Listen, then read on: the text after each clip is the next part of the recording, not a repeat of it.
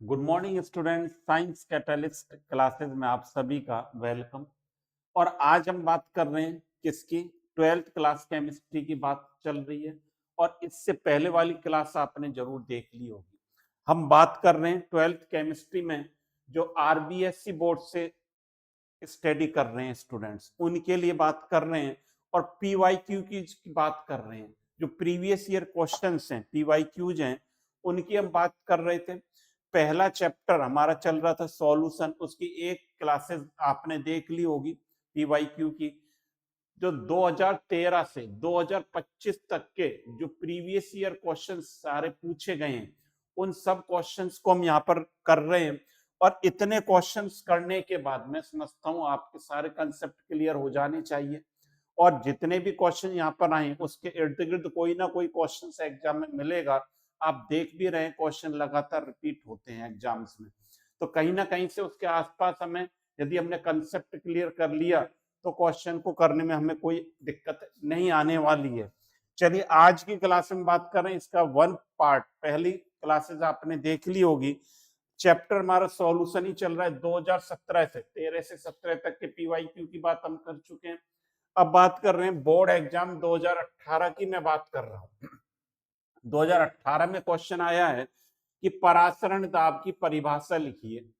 देखिए ये परासरण दाब कई बार रिपीट हो गया, कभी फॉर्मूले के रूप में आ रहा है, कभी डेफिनेशन के रूप में आ रहा है, कभी किसके रूप में आ रहा है, न्यूमेरिकल पूछा जा रहा है। तो कहीं ना कहीं परासरण ऑस्मोसिस से रिलेटेड क्वेश्चन बन रहा है एग्जाम में।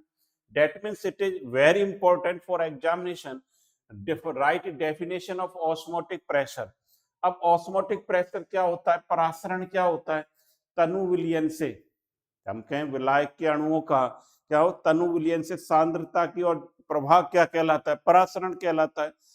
जिसमें क्या लगी रहती है? सेमी परमिएबल मेम्ब्रेन लगी रहती है, अर्ध पारगम झिल्ली लगी रहती है। और यदि उस प्रवाह को रोक दिया जाए, कहां से? विलायक से विलयन की तरफ जो जा रहा है, तनु से सांद्र की तरफ जा रहा है जो सॉल्यूशन, उसके प्रवाह को यदि हम रोक दें, वो कैसे रोकेगा? विलियन पर एक्सटर्नल प्रेशर क्या हम क्या कर दें? बढ़ा दिया जाए, तो वो क्या दाब कहलाता है? परासरण दाब कहलाता है। यही बात यहाँ लिखी हुई है कि osmotic pressure is the minimum pressure that must be applied on इस सॉल्यूशन। विलियन पर अप्लाइड करें, सॉल्यूशन पर अप्लाइड करें इसको, और to prevent to flow of solvent molecule through a semi permeable membrane into the solution. मतलब परासरण दाब वह न्यूनतम दाब है जिसे किसी विलयन पर लगाया जाता है ताकि अर्धपारगम झिल्ली के माध्यम से विलायक अणुओं का विलयन में प्रवाह रोका जा सके। विलायक का विलयन में प्रवाह को यदि रोक दें, उसके जो फ्लो को रोक दिया जाए, तो वो क्या कहलाता है? परासरण दाब कहलाता है। तो ये बात बहुत ही सिंपल है। और पाई इक्वल टू क्या होता है? आईसीआरटी आपने पढ़ रखा है, पाई इक्वल टू आईसीआरटी। ये परासरण दाब का फॉर्मूला है। तो कहीं ना कहीं परासरण दाब बार बार पूछा जा रहा है। अब देखिए अगला क्वेश्चन क्या कहता है? सामान्यतः ताप बढ़ाने पर गैसों की द्रव्य विलेयता घटती है, कारण दीजिए। और इसके साथ एक न्यूमेरिकल भी जोड़ दिया है। 5% W/V NaCl के 200 ml विलियन बनाने हेतु कितने ग्राम NaCl की आवश्यकता होगी? पहली बात तो ये करें, पहला जो क्वेश्चन का आंसर है कि पहला क्वेश्चन क्या है? Generally solubility of gases in liquid is decrease as increasing temperature. मतलब ताप बढ़ाने पर गैसों की विलेयता क्या होती है? घट जाती है। क्यों घट जाती है? गैसों की विलेयता क्या रहता है? एक एक्सोथर्मिक प्रोसेस है, ऊष्मा छेपी प्रोसेस है। और जब ऊष्मा निकलेगी तो जो है रिएक्शन कहाँ की तरफ चली जाती है? ली चैटेलिए ने बताया था, कहां पर चली जाएगी? बैकवर्ड डायरेक्शन में शिफ्ट हो जाता है हमारा सामने। यहां पर देखिए यही बात लिखी हुई है, the dissolution of gases in liquid is generally an exothermic process। कैसा प्रोसेस रहता है? एक्सोथर्मिक। गैस को लिक्विड में जब डिजोल्व किया जाता है तो कैसा प्रोसेस है? एक्सोथर्मिक प्रोसेस है। When temperature increase the equilibrium shift in the backward direction according to Lee Chatelier principle, so the solubility of gases decrease. इसलिए क्या होता है, उसकी solubility डिक्रीज हो जाती है। द्रवों में गैसों की विलेयता सामान्यतः ऊष्माक्षेपी अभिक्रिया होती है। तापमान बढ़ाने पर ली चैटेलियर के सिद्धांत के अनुसार संतुलन पीछे की ओर खिसक जाता है। संतुलन के अनुसार क्या है, हम क्या लिखते हैं, इसकी जगह लिख दिया जाता है साम्य या अभिक्रिया, ये लिख सकते हो, अभिक्रिया पीछे की ओर चली जाती है, मतलब बैकवर्ड डायरेक्शन में होगी, इसलिए गैसों की विलेयता घट जाती है। ये इसमें हमें लिखना पड़ेगा। और आपको पता है ताप बढ़ाएंगे तो गैसों की विलेयता घटती है। क्यों घटती है, तो इसमें ये लिखना पड़ेगा कि ऐसा प्रोसेस है, ऊष्माक्षेपी प्रक्रम है, इसलिए इनकी जो है हमारा इक्विलिब्रियम बैकवर्ड डायरेक्शन में शिफ्ट हो जाता है। इसके साथ एक क्वेश्चन भी जुड़ा हुआ है। अब देखिए क्वेश्चन क्या है, देखिए काफी इनको करने से मैं कॉन्फिडेंस लेवल एक काफी बढ़ता है आपका पीवाईक्यूज को करने से। 5% W/V NaCl के 200 ml विलेन बनाने तो कितने ग्राम NaCl की आवश्यकता होगी। अब देखिए मास वॉल्यूम पूछा गया है, कैसे करेंगे, मास वॉल्यूम एक फॉर्मूला होता है, मास वॉल्यूम, मास वॉल्यूम द्रव्यमान आयतन, द्रव्यमान आयतन का क्या फॉर्मूला है, मास ऑफ सॉल्यूट, मैं लिख दूं mass of solute upon, upon क्या लिखूंगा, volume of solution upon volume of solution, ये लिखा जाएगा। अब ये हमसे क्या पूछा गया, how many gram of NaCl, ये पूछा गया है भाई कि NaCl का मास पूछा गया है। आपसे मास पूछा गया है कि aqueous solution of 5% W/V NaCl, आपसे ये पूछा गया है मास ऑफ NaCl पूछा गया है। देखिए मास वॉल्यूम क्या है, इसका मतलब क्या है, 5% W/V का क्या मतलब, इसका मतलब है कि 5 ग्राम सॉल्यूट जो है NaCl 100 ml में प्रेजेंट है, मतलब मास वॉल्यूम क्या हो गया हमारा, 5 ग्राम हो गया, ये तो क्या हो गया 5 हो गया मास वॉल्यूम, तो is equal to mass of volume मैंने एक्स सॉल्यूट एक्स मान लिया, वॉल्यूम ऑफ सॉल्यूशन कितना है 200 ml है, ये कितना दे रखा है, मैं 200 दे रखा है। एक्स की वैल्यू इससे क्या निकाल सकते हो, एक्स बराबर सिंपल है 5 × 200, 1000 ग्राम आ गया, ये हमारा आंसर आ गया। देखो इस प्रकार से निकालना, ये द्रव्यमान आयतन है, इसको हिंदी में भी लिखना चाहो तो द्रव्यमान आयतन, ये लिखेंगे। मास ऑफ सॉल्यूट का मतलब विलेय का भार, क्या लिखेंगे, विलेय का भार बटे विलयन का आयतन, विलयन का आयतन, ये है विलयन का आयतन, इस प्रकार हम इसको लिख सकते हैं। अगला देखिए, अब ये जो सप्लीमेंट्री 2018 की बात कर रहे हैं, सप्लीमेंट्री 2018 के क्वेश्चंस की बात कर रहे हैं। पहला क्वेश्चन क्या है, एजियोट्रोपिक मिश्रण की परिभाषा दीजिए। देखिए एजियोट्रोपिक पहले भी आया था, ताप क्या हो जाता है, समान हो जाता है, तो क्या लिखेंगे एजियोट्रोपिक, एजियोट्रोपिक मिश्रण is a binary mixture of 2 or more liquid, एजियोट्रोपिक क्या होता है, binary mixture of 2 or more liquid which boil at constant temperature, पहले भी हमने देख चुके हैं, constant temperature and has the same composition, composition इसका भाई क्या रहता है, सेम रहता है in both liquid and vapour phase, liquid और वेपर फेज में इसका कंपोजिशन क्या रहता है, सेम रहता है एजियोट्रोपिक सॉल्यूशन का। तो ये बात आपने पहले भी पढ़ी है कि एजियोट्रोपिक मिश्रण में 2 या अधिक द्रवों का ऐसा द्विघटकीय मिश्रण होता है जो नियत तापमान पर उबलता है और जिसकी संरचना द्रव अवस्था और वाष्प अवस्था में क्या रहती है, समान रहती है। 2 प्रकार के होते हैं एजियोट्रोपिक जो सॉल्यूशन है, ये कह रहे हैं 2 प्रकार के हैं, एक होता है मिनिमम बॉइलिंग एजोट्रॉप्स और दूसरा होता है मैक्सिमम बॉइलिंग एजोट्रॉप्स। इसको भी समझ लें, इंपॉर्टेंट है। मिनिमम और मैक्सिमम बॉइलिंग एजोट्रॉप्स का क्या मतलब है?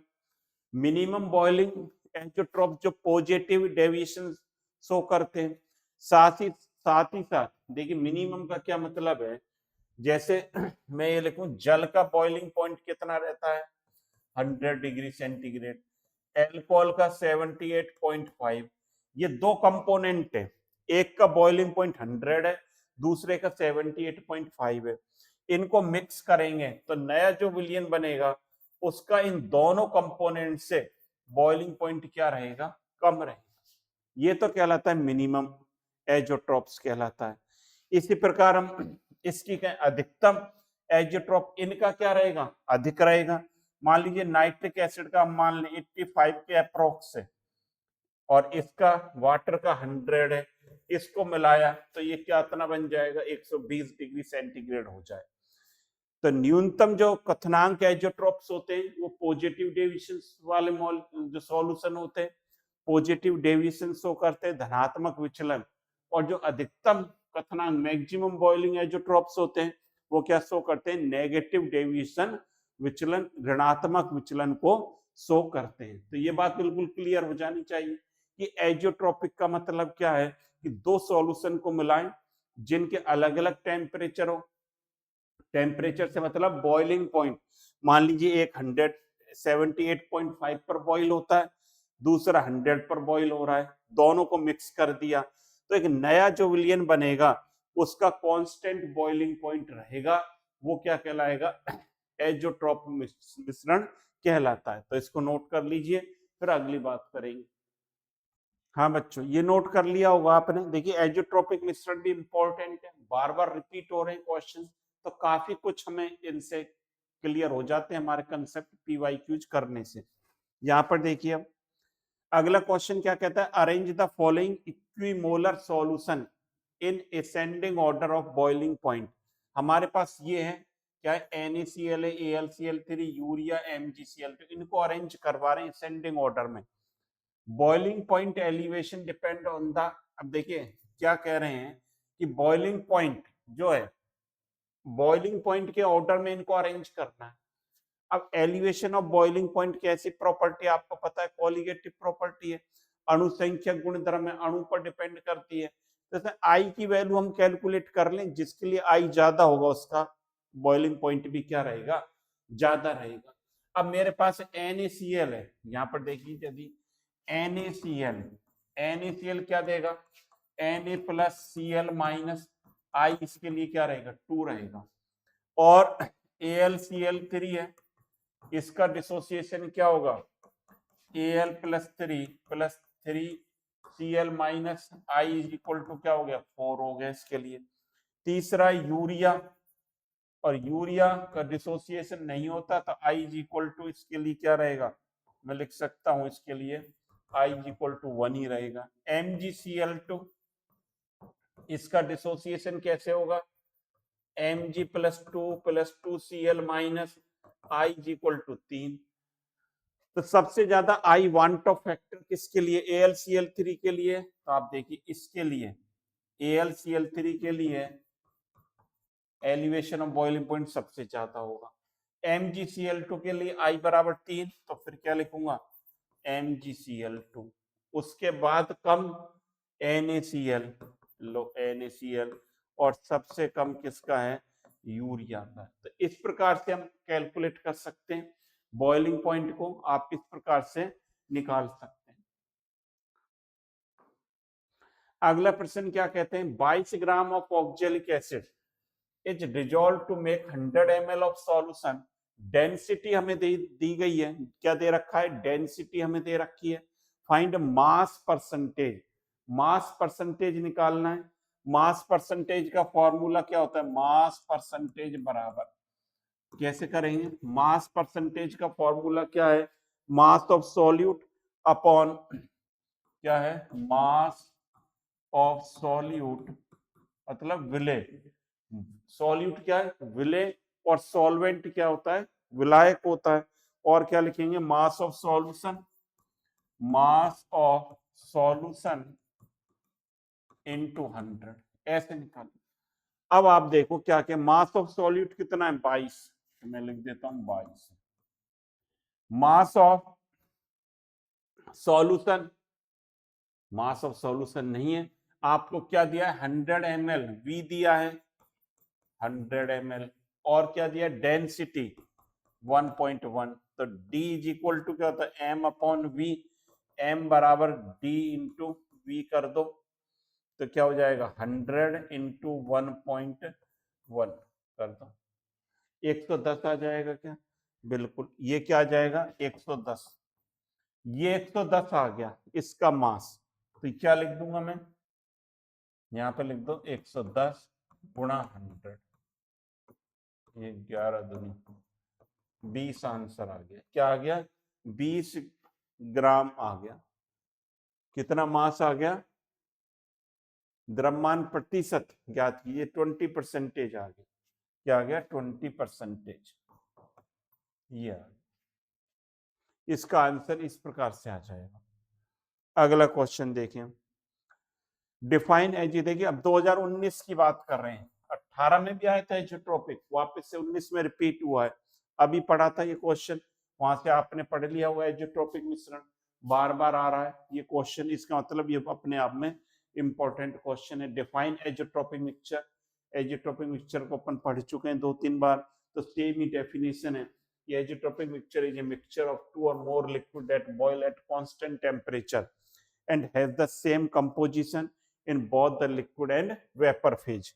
चलिए क्या आ रहा है अगला question, calculate the osmotic pressure of 0.05 m solution K4 FeCN6 at 300 Kelvin if it is 92% dissociate, 92% dissociate हुआ है, अच्छा सा क्वेश्चन है, कैसे करेंगे, पोटेशियम फेरोसाइनाइड का डिसोसिएशन हो रहा है, तो पोटेशियम फेरोसाइनाइड हमें ऑस्मेटिक प्रेशर निकालना है।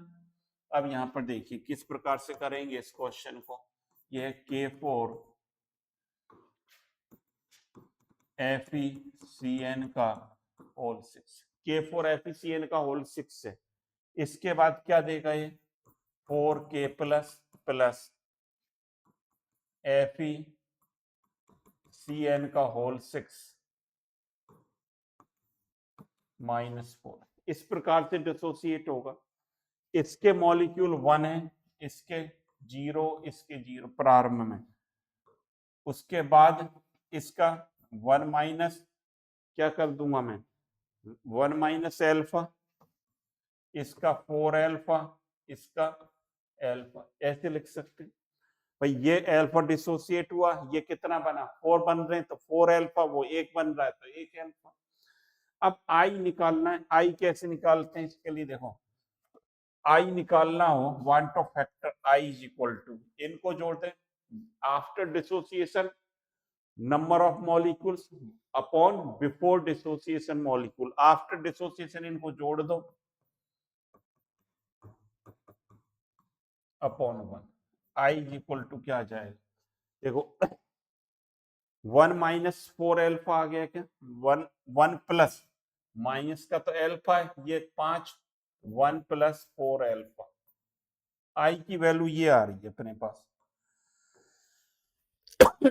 आई कितना आ रहा है 1 प्लस 4 एल्फा, ये आ रहा है, एल्फा कितना है 92% डिसोसिएट हुआ है, कितना हुआ है 92%,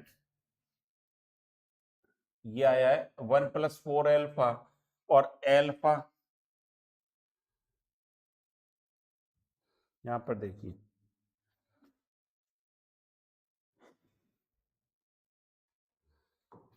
ये कितना एल्फा 92%, मतलब 0.92 हो गया, क्या हो गया 0.92, एल्फा की वैल्यू क्या हो गई 0.92 हो गई, तो आई बराबर क्या लिखेंगे 1 प्लस 4.92, इस प्रकार लिखा जाएगा, तो इसको करोगे तो आई की वैल्यू आ जाएगी 4.68, आई इतना आ गया 4.68 आ गया आपको, अब आई तो हमें चाहिए था, आई तो चाहिए, बाकी तो सारी चीजें वांट ऑफ फैक्टर हमें निकालना है, वांट ऑफ फैक्टर ऐसे निकालेंगे।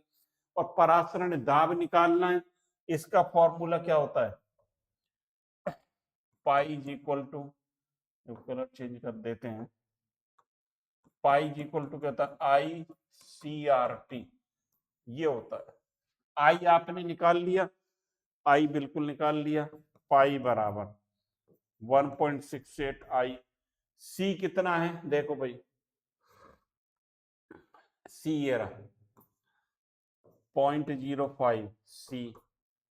आर कितना है 0.0, यहाँ लिखेंगे एक बार, इसको नीचे कर देता हूँ थोड़ा सा, देखो पाई इज इक्वल टू 4.68 आई। सी कितना है 0.05, आर कितना है अपने पास 0.0821 और 307। इन सबको गुणा भाग कर लोगे तो आपका उत्तर निकल कर आ जाएगा, आई का मान आ जाएगा, और आई सॉरी पाई का मान आ जाएगा, ये कितना आएगा 5.7680। ये इतना उत्तर, इस प्रकार से करना है। तो घबराना नहीं है, सवाल को देखकर, क्वेश्चन को देखकर, न्यूमेरिकल को देखकर घबराना नहीं है, ठंडे दिमाग से अप्रोच कर लगानी है उस पर कि ये किस प्रकार से होगा। इस प्रकार से क्वेश्चन हमारा सॉल्व हो जाएगा। नोट कर लीजिए, नोट कर लें आप। अब यहां पर देखिए समझ में आ गई होगी, इसको डिसोसिएशन कर लिया, इसके कितने आयन बन रहे उनको हमने लिख दिया। आई होता है कि after dissociation upon before, after तो ये है और बिफोर ये 1 है। परासरण की परिभाषा लिखिए, 2020 का क्वेश्चन है, 2020 में आया है, क्या है, परासरण की परिभाषा दीजिए। ओस्मोसिस बार बार आ रहा है, तो बार बार करने की, देखिए अर्धपारगम झिल्ली के माध्यम से विलाय कणुओं का शुद्ध विलाय के तनु विलयन से सांद्र विलयन की ओर प्रवाह क्या कहलाता है, परासरण। पहले परासरण दाब पूछा था, अब इन्होंने क्या पूछ लिया, परासरण को पूछ लिया। तो इस प्रकार से परासरण की परिभाषा ये यहाँ पर हो जाएगी। तो ये परासरण की डेफिनेशन होगी। अब इसके बाद बात करेंगे अगले क्वेश्चन की तरफ, कैलकुलेट ऑस्मोटिक। देखिए इस पर बहुत क्वेश्चन पूछे जा रहे हैं, हर साल पूछा जा रहा है परासरण दाब पर। यूरिया विलीन का परासरण दाब ज्ञात करें।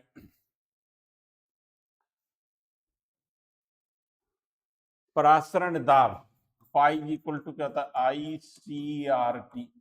और यूरिया के लिए आई इक्वल टू क्या होता है 1 होता है, आई इक्वल टू क्या होता है 1, तो पाई बराबर हो गया सी आर टी। यहाँ यही टेक्निकल पेज है कि आई कितना लिखें, आई कितना लिखेंगे 1 लिखेंगे, सी आर टी बाकी तो वैल्यूज दे रखी होंगी। पाई इक्वल टू सी कितना है 0.01, आर सर्च करें, आर दे रखा है 0.0821, टी 300 केल्विन। सबको गुणा भाग कर लो और आपका आंसर निकल कर आ जाएगा, ये आएगा 0.2463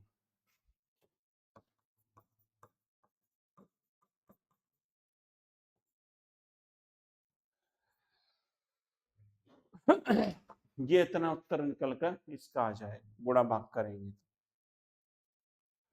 राउल्ट का नियम लिखिए। देखिए राउल्ट का नियम क्या है कि विलियन में किसी वाष्पशील, अच्छा क्वेश्चन इंपॉर्टेंट है, कई बार पूछा जाता है। राउल्ट का नियम लिखिए, विलियन में किसी वाष्पशील अवयव का आंशिक वाष्प दाब उसके मोल अंश के समानुपाती होता है। The partial vapour pressure of a volatile component in a solution is directly proportional to its mole fraction.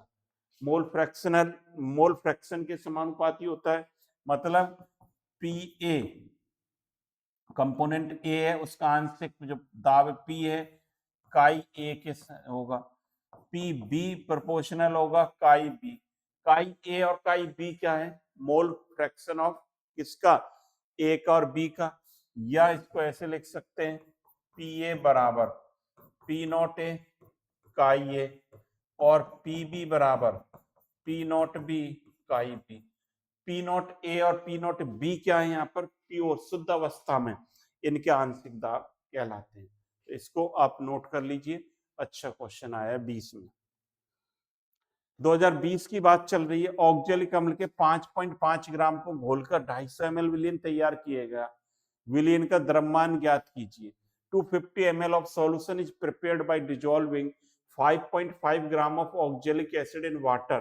Calculate mass of solute. Mass of solute हमें कैलकुलेट करना है। यहां से कैसे करेंगे, देखिए मास ऑफ सॉल्यूट आपको कैलकुलेट करना है, करिए भाई, कोशिश करें इसको करने की।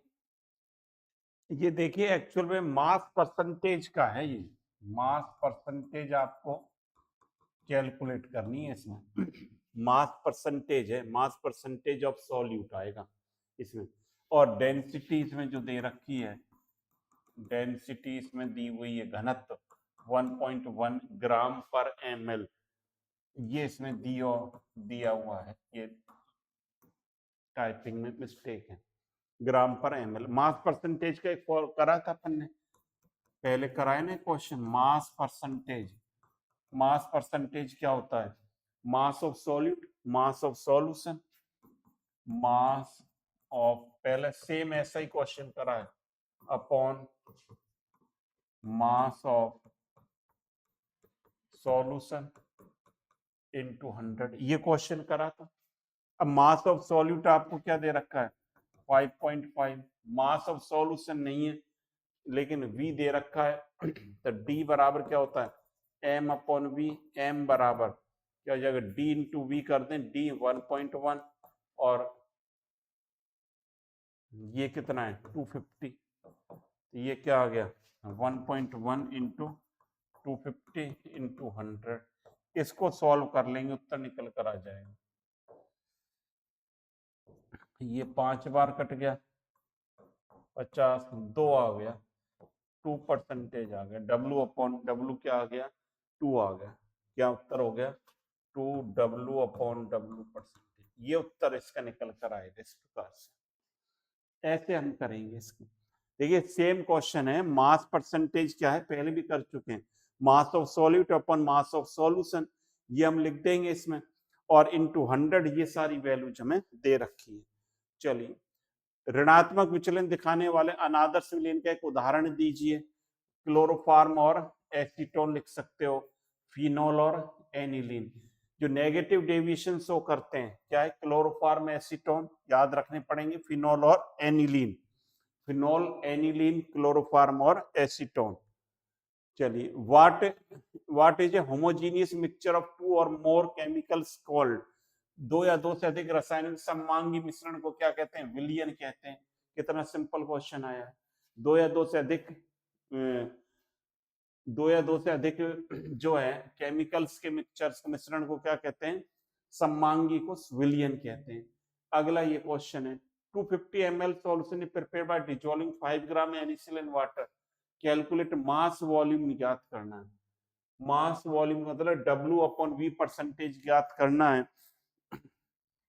मास वॉल्यूम कैसे ज्ञात करेंगे, हमें देखिए सिंपल ही बात है, इसमें भी ऐसी कोई बात नहीं है।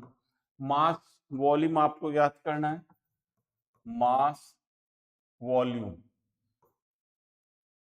ऐसे लिख दूं या इसको ऐसे लिख देते हैं, क्या W अपॉन V परसेंटेज बराबर क्या होगा, मास ऑफ सॉल्यूट लिख दिया 5 ग्राम अपॉन सॉल्यूशन किसका, वॉल्यूम ऑफ सॉल्यूशन, वॉल्यूम कितना है 250 इंटू 100, लो हो गया 5/250, कितना ये कट गया क्या, 50, 2 आ गया आंसर। क्या आ गया 2। इसका भी उत्तर क्या है 2W अपॉन V, ये उत्तर आ गया। ये बताइए CHCl3 प्लस एसीटोन 2022 की बात कर रहे हैं हम, 2022 पर आ चुके हैं हम। 2022 में आया है कि क्लोरोफार्म और एसीटोन राउल्ट के नियम से ऋणात्मक विचलन क्यों दर्शाते हैं।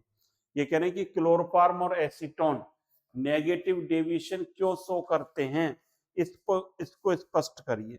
देखिए नेगेटिव डेविएशन क्यों शो करते हैं, एसीटोन और क्लोरोफॉर्म के बीच हाइड्रोजन बॉन्डिंग हो जाती है। एसीटोन क्या होता है, ये CH3 C double bond O, ये एसीटोन है, और क्लोरोफॉर्म CHCl3 होता है, ये CH। इनके बीच भाई क्या बन जाएगा, ये हाइड्रोजन बॉन्ड बन जाता है। क्या हुआ, क्लोरोफॉर्म और एसीटोन के बीच हाइड्रोजन बॉन्ड बनने से अणुओं के बीच हाइड्रोजन बॉन्ड बनेगा तो अट्रैक्शन बढ़ेगा, अट्रैक्शन बढ़ने से वाष्प दाब घटता है, मॉलिक्यूल कम हो जाएंगे और ऋणात्मक विचलन दिखाई देता है। और क्या दिखाई देता है, ऋणात्मक विचलन हमें यहाँ पर दिखाई देगा, नेगेटिव डेविएशन यहाँ पर आपको शो होगा, इसलिए होगा। नेगेटिव डेविएशन में क्या हो जाता है, delta H less than 0, delta V less than 0, यही तो हो जाता है, delta H less than 0, delta V less than 0 हो जाता है नेगेटिव डेविएशन में। तो इसको नोट कर लें। अगला देखिए, कैलकुलेट द मोलरिटी, मोलरता, कई क्वेश्चन कर चुके हैं हम, कई क्वेश्चन कर चुके हैं ऐसे। मोलरता, मोलरता M इज इक्वल क्या होता है, number of moles of solute upon volume of solution ml में इनटू 1000, ये फॉर्मूला होता है। मोल्स कितने हैं, 5 ग्राम NaOH, मोल नहीं दे रखे हैं, मोल NaOH के बना लो, 5/NaOH का 23, 16, 40, 5/40 होता है, पहले भी आया शायद ये क्वेश्चन पे। तो 5/40 इंटू आयतन कितना है 250 इंटू 1000, ये 4 बार कट गया, और ये 10 बार 0.4 आएगा क्या, पॉइंट चेक करो भाई एक बार, क्या करा, दोबारा देखो इसको, ये लिखा है मोल कितने आए इसके 5/40 है, इंटू 5 ग्राम दे रखा है, इंटू आयतन 250 इंटू 1000, ये 4 बार कट गया, ये कितना कट गया 10 बार, तो 0.5 आना चाहिए, 0.5 बिल्कुल सही है, ये उत्तर आ जाएगा। अगले क्वेश्चन पे चलो, 300 ml प्रोटीन के जलीय में 1.25 ग्राम प्रोटीन उपस्थित है, 300 केल्विन पर विलीन का परासरण दाब इतना है, प्रोटीन का आणविक द्रव्यमान ज्ञात कीजिए। कई बार कर चुके इन क्वेश्चंस को, सब स्टूडेंट कर सकते हैं। पाई इज इक्वल टू क्या होता है CRT, C बताया था N/V, N क्या मोलों की संख्या, पाई बराबर N/V, RT ऐसे लिख सकता हूँ। मोल कैसे निकालते हैं, given mass upon molar mass into RT। आणविक द्रव्यमान कैपिटल M पूछ रहा है, कैपिटल M का formula WRT upon pi V हो जाए। इन सब की वैल्यू रख दें। W आपको दे रखा है क्या,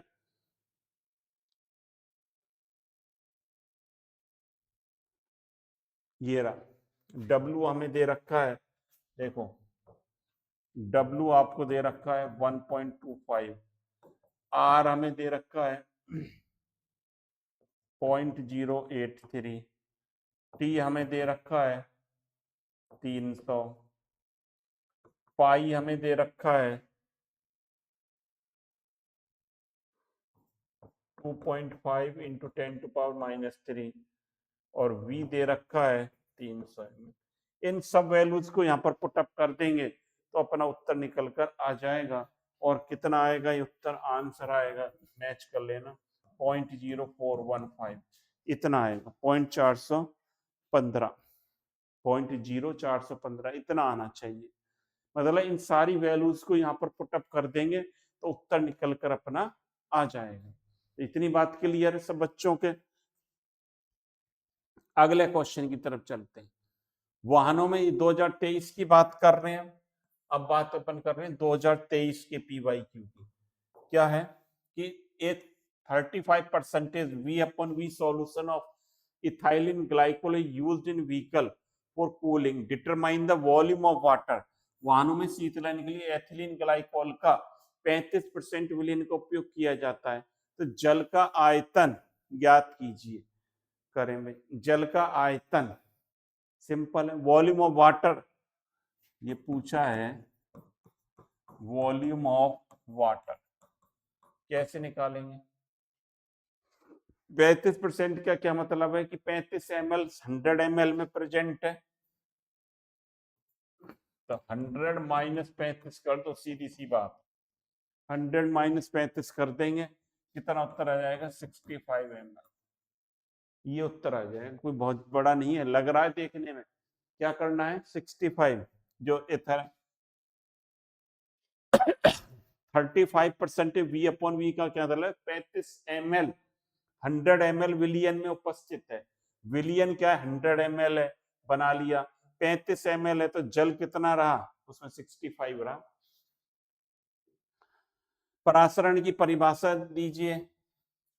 परासरण ये कई बार आ गया, ये भी ऑस्मोसिस मॉलिक्यूल, ये रिवर्स ऑस्मोसिस। और जल के लवणीकरण के लिए प्रयुक्त विधि, लवणीकरण से शुद्ध जल बनाना, सलाइन वाटर से फ्रेश वाटर बनाने के लिए reverse osmosis, reverse osmosis use किया जाता है, जिसमें एक्सटर्नल प्रेशर ऑस्मोटिक प्रेशर से ज्यादा रहता है। रिवर्स ऑस्मोसिस का इसमें उपयोग किया जाता है। 2024 की बात कर रहे हैं PYQs की। यूनिट ऑफ मोलरिटी मोल पर लीटर होता है, सबको पता है। हेनरी लॉ कई बार आ चुका, P is equal to KH into chi, ये होता है। P प्रोपोर्शनल काई होता है क्या नहीं, ये कई बार आ गया। ये तो लिखे हुए क्या है। सैचुरेटेड सॉल्यूशन क्या होता है? संतृप्त विलयन वह विलयन होता है जिसमें किसी निश्चित तापमान पर विलायक में घुलने योग्य विलय की अधिकतम मात्रा, विलय की अधिकतम मात्रा घुली रहती है, वो क्या कहलाता है? संतृप्त विलयन कहलाता है। जिसमें विलय की अधिकतम मात्रा घुली रहती है वो क्या कहलाता है? संतृप्त विलयन कहलाता है। तो ये भी आपने कर लिया, ये भी नॉर्मल सी बात है। मोलरिटी, हेनरी लॉ, हाँ ये हो गए सब। चलिए, कैलकुलेट मोल फ्रैक्शन ऑफ ए। अब देखिए, मोल भिन्न ज्ञात करना है। आपको दे रखे हैं ए के कितने? 4.5 मोल दे रखे हैं। बी के हमें दे रखे हैं,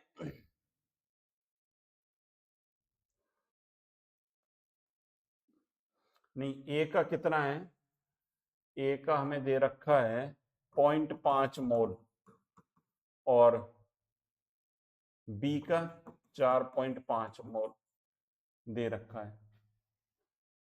आपको ए का मोल भिन्न काई ए ज्ञात करना है, तो ए के मोल बटे टोटल मोल 4.5 प्लस 0.5, 0.5 बटे 5, ये आ गया 0.5 बटे 5, ये आ जाना चाहिए 0.1 आ गया, इस प्रकार से आ जाएगा। अब देखिए अगला, मोलरता, ये कई बार कर चुके इस तरह के क्वेश्चन। मोलरता का क्वेश्चन ये तो निपटा लोगे, इसमें कोई दिक्कत नहीं आनी चाहिए आपको मोलरता ज्ञात करने में।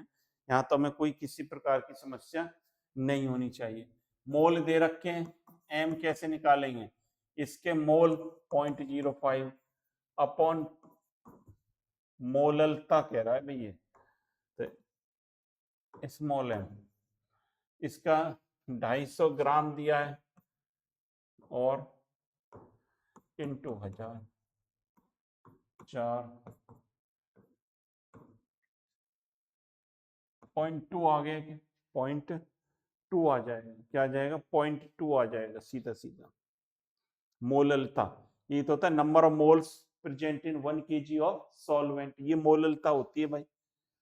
चलिए एम जी, इसको करो, बहुत ही सिंपल क्वेश्चन है, इसको देखिए कर कर। क्या है? 2025 का आ गया, 2025 की बात आ गई। MgSO4 के पूर्ण अपघटन के लिए वांट ऑफ फैक्टर का क्या मान होगा? पूर्ण अपघटन हो रहा है इसका, कर दो। MgSO4 है, Mg + 2 + SO4 - 2, I बराबर 2 आ गया। दो ही तो बन रहे हैं। I बराबर क्या आ गया? 2 आ गया। I बराबर क्या आ गया? 2। तो इसके लिए I बराबर क्या आ गया? 2 आ गया। ये आप सब देख रहे हैं, I बराबर क्या आ गया? 2 आ गया। कई बार कर चुके हैं इन क्वेश्चन को। हिमांक अवनमन नियतांक, डिप्रेशन इन फ्रीजिंग पॉइंट की इसकी यूनिट लिखवाई गई है। देखिए, delta TF is equal to क्या होता है? KF इंटू M होता है। KF की यूनिट पूछा है, डेल्टा TF अपॉन M कर दूं। इसकी क्या होती है? केल्विन। और M क्या होता है? किलोग्राम पर मोल होता है। किलोग्राम पर मोल होता है। तो इसको क्या लिखूंगा? kg मोल। इस प्रकार से हो जाएगी, किलोग्राम पर मोल, ये इसकी यूनिट हो जाएगी। मोलरता की परिभाषा ये बार बार आ रहा है। मोलरता वैसे जो 1 लीटर विलियन में उपस्थित लेकिन मोलों को दिखाती है। 1 लीटर विलियन में उपस्थित मोलों की संख्या क्या कहलाती है? मोलरता कहलाती है। तो इससे पूरे चैप्टर का एक पोस्टमार्टम हो जाता है भाई। यहाँ से हम सारे, आप जीरो लेवल से पूरे चैप्टर के स्टार्टिंग से लास्ट तक हर कंसेप्ट को यहाँ पर हम सीख जाते हैं। इतने साल के PY को हम करेंगे तो उसमें मैं समझता हूँ कोई बचता नहीं है इसमें। राउल्ट के नियम का गणितीय रूप लिखिए। ये आ चुका, पहले भी आ चुका। राउल्ट के नियम का गणितीय रूप ये मैंने बता दिया है, तो उसको देख लेना आप, इसके गणितीय रूप का। चलिए, 4 ग्राम NaOH को जल में घोलकर 500 ml मोलरता, बार बार इस तरह के क्वेश्चन आ रहे हैं। मोलरता M क्या? मोल 4/40 इंटू 500 इंटू 1000, 2 बार कट गया, ये 10.2 आ गया आंसर। क्या आ गया? 0.2 आ गया। चलिए, अच्छा, एक पूछा है 25 में, level diagram of reverse osmosis. Reverse osmosis का कुछ नहीं करना, 2 बक्से बना देना। ये ऐसे, ऐसे नहीं, देखो ये इनको इस तरह से कर देना बीच में से, और ये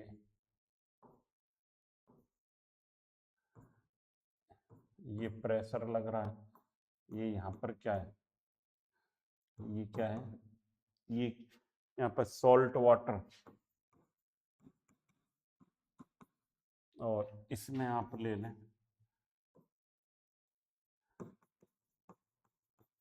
फ्रेश वाटर।